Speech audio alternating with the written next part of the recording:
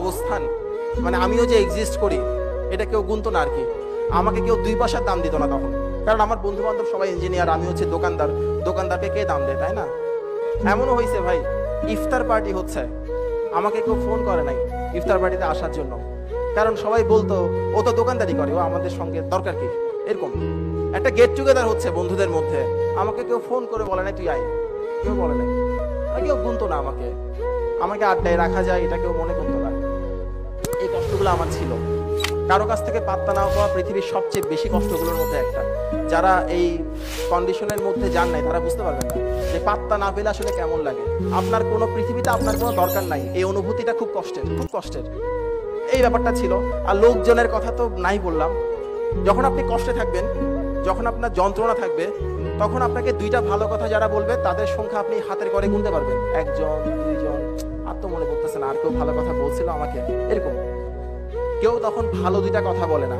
আমরা যখন রাস্তায় পড়ে যাই তখন আমাকে সবাই বলবে এই সর, আমি হাঁটবো। 2-1 জন মাত্র পাবেন যারা আপনাকে হাতটা বাড়াই দিবে, পড়ে গেছো উঠো, আবার দাঁড়াও, তুমি পারবা, চেষ্টা করো। এই কথাটা কেউ বলে না। তো আত্মীয় স্বজন বলেন বা পাড়া প্রতিবেশী বলেন, ওরা এসে এসে আমার আব্বা আমাকে কথা শোনাতো, বড় বড় কথা শোনাতো।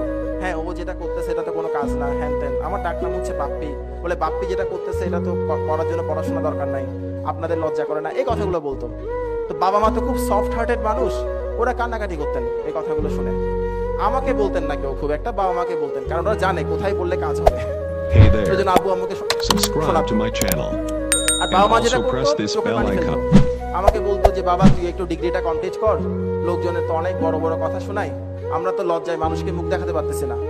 তবে আমার মুখ দেখাতে অসুবিধা হতো না, আমি দেখাতে পারতাম। আব্বু আম্মু দেখাতে সমস্যা হতো।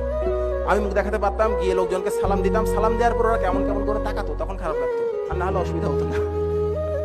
তো এই দুনিয়ায় সবচাইতে কষ্টের দৃশ্য হচ্ছে যখন দেখবেন আপনার আব্বা আম্মা চোখের পানি, এবং সেই চোখের পানির জন্য দায়ী হচ্ছে আপনি। আমি সেই কষ্টের মধ্য দিয়ে আসছি। আমার জন্য আমার আব্বা কান্না করছে, আমাকে জড়াই ধরে কান্না করছে, এটা আমি ভুলবো না। খুব কষ্টের, এই ফিলিংসটা খুব কষ্টের।